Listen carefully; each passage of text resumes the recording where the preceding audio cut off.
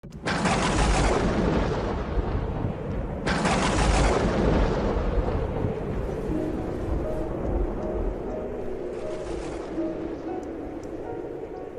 aquel tiempo Jesús se apareció a los 11 y les dijo: Id al mundo entero y proclamad el Evangelio a toda la creación.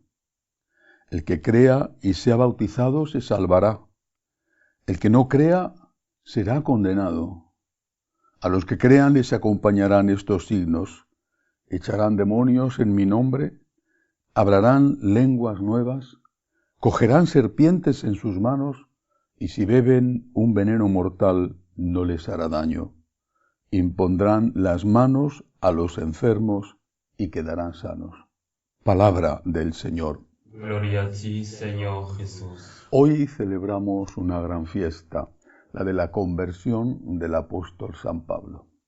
Aquel día en el que cayó del caballo cuando iba camino de la ciudad de Damasco para seguir la persecución contra los cristianos que él mismo había ya iniciado junto con los fariseos en Jerusalén. Se destacaba por su fogosidad, por su fanatismo, pero por una fogosidad y un fanatismo que le llevaba a hacer el mal, porque ni siquiera respetaba que otras personas pudieran creer, pensar distinto de él. Había sido alumno de un rabino fariseo famoso, Gamaliel, que había intercedido a favor de los cristianos y que había hablado en el Sanedrín diciendo y pidiendo a sus compañeros fariseos que no les persiguieran.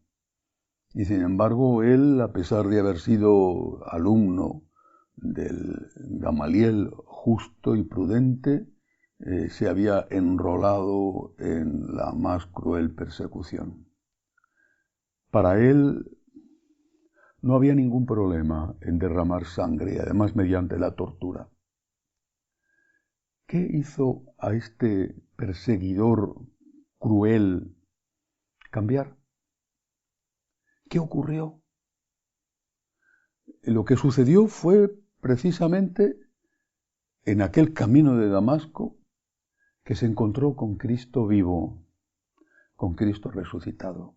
Él sabía que Cristo había muerto. Él consideraba a Cristo un blasfemo.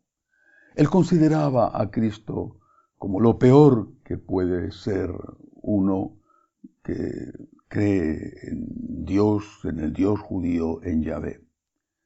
Porque se había hecho igual a Dios y por eso había sido, según él, justamente condenado a muerte, torturado y asesinado. Pero si resultaba que después de muerto había resucitado de verdad, como decían los cristianos, si había resucitado, entonces es que en realidad tenía razón. Si había resucitado, en realidad era lo que decía ser aquello que constituía una blasfemia, aquello que había causado su sentencia de muerte. Si había resucitado, entonces es que de verdad era Dios. Cuando oye a Jesús, cuando cae del caballo en aquel camino de Damasco, cuando la luz le deja ciego, la luz, porque él que vivía en la oscuridad tenía que darse cuenta de que estaba en la oscuridad para poder volver a ver. Entonces es cuando él se convence de que si Cristo está vivo es que todo es verdad, que todo lo que dicen los cristianos era verdad, que él estaba equivocado, que su celo,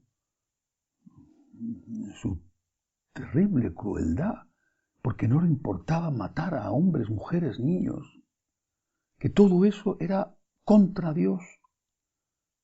Avergonzado, dándose cuenta del pecado, del error gravísimo que estaba cometiendo, aun creyendo dar gloria a Dios con ello, avergonzado, emprende un camino de conversión que le va a llevar, después de un tiempo de purificación en el desierto de Arabia, le va a llevar a convertirse, es decir, a cambiar de perseguidor a difusor de la fe, de ser el gran enemigo a ser el gran apóstol, de recorrer sin miedo al cansancio kilómetros y kilómetros a caballo para matar a alguien, a recorrer muchísimos más kilómetros por tierra, por barco, para poder difundir la verdad de Cristo, la verdad que es Cristo. Eso es una conversión, un cambio. Y esa conversión tiene lugar porque se ha encontrado con Cristo, y con Cristo vivo, con Cristo resucitado, con Cristo que le habla en el camino de Damasco, que le dice: soy yo a quien tú persigues, está vivo. ¿Cuál es, por lo tanto, el centro, la clave de todo el mensaje de San Pablo? Lo expresa en una de sus cartas diciendo: Cristo ha resucitado. Si Cristo no ha resucitado, añade, somos los más desgraciados de los hombres, pero Cristo ha resucitado. Y en otro texto dice: sé de quién me he fiado. Cristo ha resucitado. Y esta tiene que ser nuestra conversión también.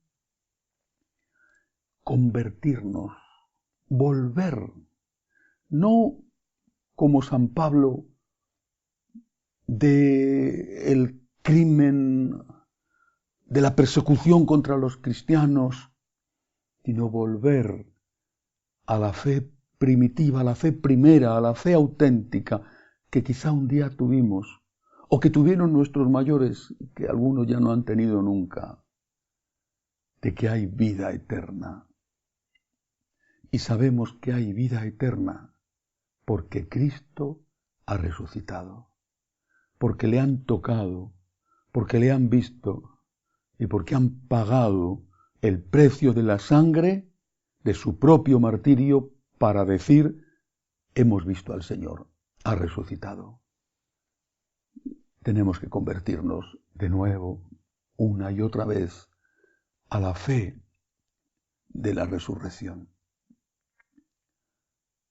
a la fe que nos dice y nos enseña que hay vida eterna, que Cristo es Dios, que nos ha abierto las puertas del cielo y que vamos a entrar en el cielo donde nos están esperando si morimos en gracia de Dios, si vivimos en gracia de Dios, si morimos con Él, resucitaremos con Él. Que nuestra vida sea una conversión permanente a la fe en la resurrección, porque eso nos da la verdadera medida de las cosas. ¿Importa tanto de verdad tener dinero? Sí, lo dice San Pablo también. Teniendo lo necesario para vivir ya tengo bastante. ¿Todo lo demás de verdad importa tanto? ¿Importa tanto de verdad que te aplaudan? ¿De qué le sirve a un hombre cuando muere que en su ciudad le dediquen una plaza o una calle? ¿De qué le sirve a ese hombre que le hagan una estatua, un monumento? ¿De qué le sirve que su nombre esté inscrito en los libros de historia? ¿De qué le sirve si ha sido un famoso escritor, que sus obras estén en todas las bibliotecas traducidas a multitud de idiomas? ¿De qué le sirve? De nada.